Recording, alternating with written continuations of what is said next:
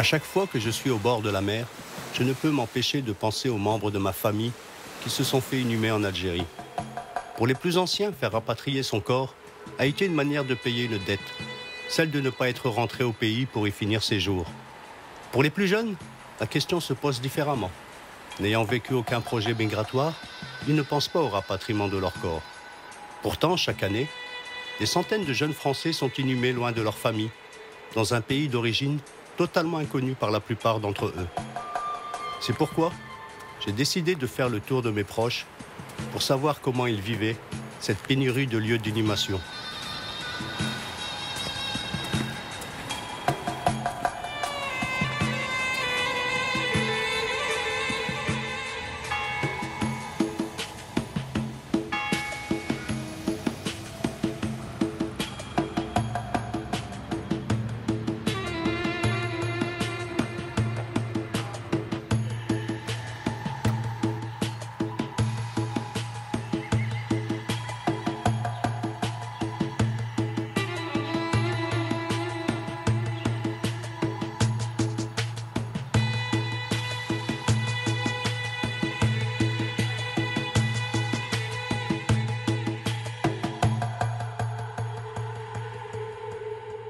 Le 17 juillet 2006.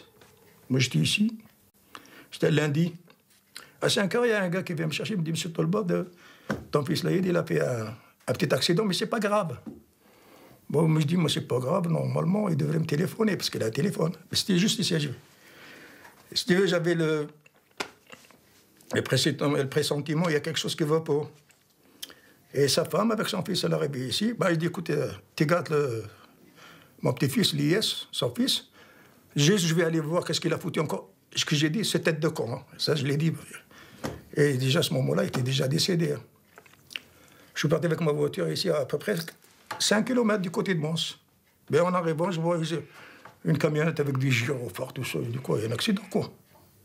Mais juste en approchant de l'accident, je vois une moto jaune. Oh, ça y est, c'est la moto de mon fils. Hein.